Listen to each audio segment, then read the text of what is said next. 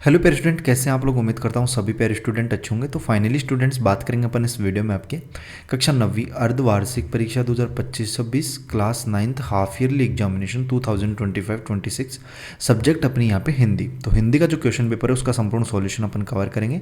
Exam से पहले complete video देख के जाना, हर एक प्रश्न को अच्छे से तैयार करके जाना। डेफिनेटली आपको जो है यहीं से क्वेश्चन ज़रूर मिलेंगे। और मैक्सिमम मार्क्स आपको पता ही है 70 अंक आपका पेपर होगा और टोटल नंबर ऑफ क्वेश्चन जो है वो यहाँ पे 11 है। ठीक है, 11 प्रश्न आपका आएंगे और समय आपको 3 घंटे 15 मिनट मिलता है। और चैनल पे पहली बार आए तो स्टूडेंट्स यार चैनल को जरूर सब्सक्राइब कर लेना। बेल का जो नोटिफिकेशन है उस पर आप लोग ऑल पे सेट कर देना, ताकि जैसे नेक्स्ट वीडियोज अपलोड हो आपके अदर सब्जेक्ट्स के तो उनके नोटिफिकेशन आप तक पहुंच सके। देखिएगा, सबसे पहले खंड ए आता है स्टूडेंट्स आपका, जो 6 मार्क्स का होगा यहाँ पे।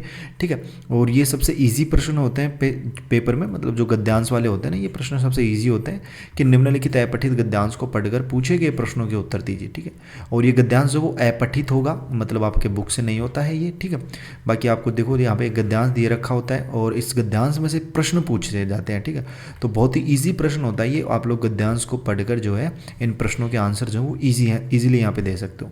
जैसे अपन गद्यांश को पढ़ते हैं कि संसारता में, ठीक है, अमरता ऐसे ही लोगों को मिलती है जो अपने पीछे कुछ आदर्श छोड़ जाते हैं। बहुधा देखा गया है कि ऐसे व्यक्ति संपन्न परिवार में बहुत कम पैदा होते हैं। अधिकांश ऐसे लोगों का जन्म मध्यम वर्ग के घरों में या गरीब परिवारों में होता है। ठीक है, तो देखो यहाँ पे अब प्रश्नों की बात करते हैं अपन। देखिएगा, जैसे पहला प्रश्न इसने पूछा है इस गद्यांश में से कि उपर्युक्त गद्यांश का उचित शीर्षक। तो इस गद्यांश का अगर उचित शीर्षक की बात करें तो इसका मतलब एक तरीके से यहाँ पे आप लोग ब वाला ऑप्शन कर सकते हो, सादा जीवन उच्च विचार। ठीक है, इस गद्यांश का उचित शीर्षक हो जाएगा यहाँ पे।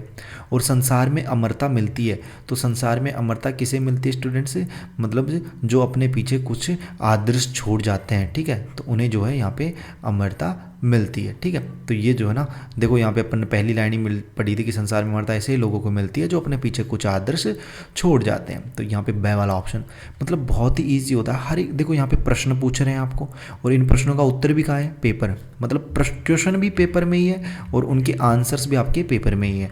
तो गद्यांश का मतलब ही यही होता है। ठीक है, तो 6 अंक का प्रश्न आएगा गद्यांश का, इसमें एक भी नंबर आपका नहीं कटना चाहिए। ठीक है, बहुत ईजी प्रश्न होता है कि अमरता पाने वालों का जन्म होता है उच्च व धनी परिवारों में, नहीं मध्यम या गरीब परिवारों में। ए वाला ऑप्शन इसका राइट होगा। ठीक है, तो इस तरीके से इन प्रश्नों को भी आप लोग देख सकते हो।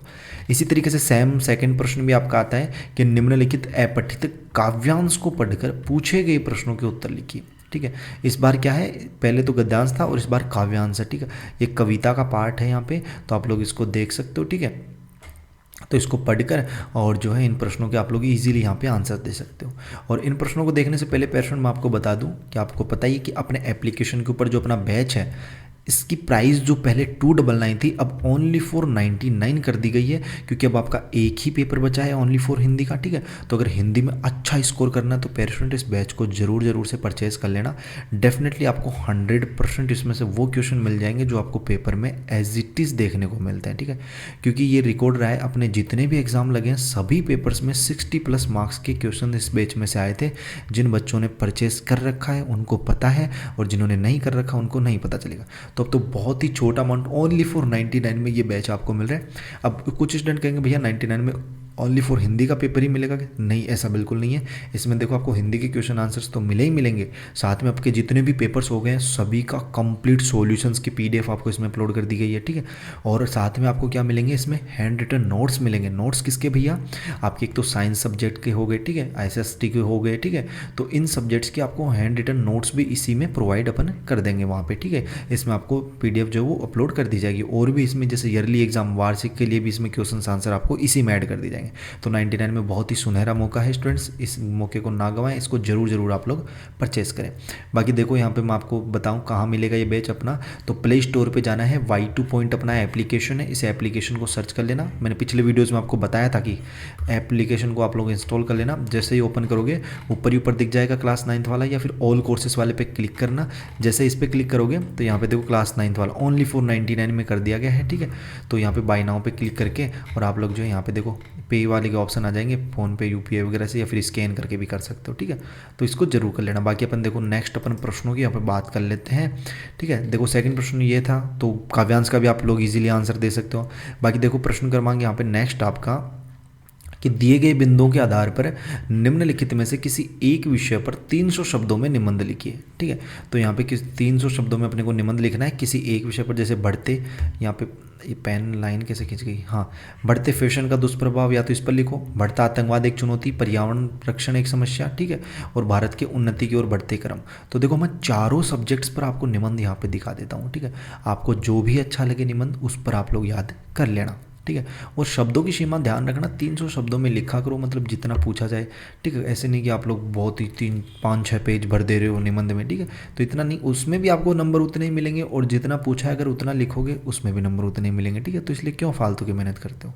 देखो, बढ़ते फैशन का दुष्प्रभाव, सबसे पहले प्रस्तावना लिखनी होती है। प्रस्तावना में आप लिखो यहाँ पे कि आज के आधुनिक युग में फैशन मानव जीवन का अहम हिस्सा बन चुका है। विशेषकर युवा वर्ग फैशन की नई नई प्रवृत्तियों से अत्यधिक प्रभावित दिखाई देता है। फैशन जहाँ व्यक्तित्व निखारने में मदद करता है, वहीं इसके अनेक दुष्प्रभाव भी देखने को मिलते हैं। ठीक है, फिर आप लोग लिखो यहाँ पे फैशन और युवा वर्ग, कि युवा वर्ग फैशन की ओर सबसे अधिक आकर्षित होता है। सोशल मीडिया, फिल्में, मॉडलिंग और सेलिब्रिटी जीवन शैली युवाओं को फैशन अपनाने के लिए प्रेरित करती है। परिणाम स्वरूप वे अपने पहनावे, बालों की शैली, महंगे जूतों, ठीक है, और आधुनिक वस्तुओं पर अत्यधिक खर्च करने लगते हैं। तो ये आप लोग कर सकते हो। अगला पॉइंट आपका फैशन के प्रेरणा स्रोत, फैशन के विविध रूप, फैशन के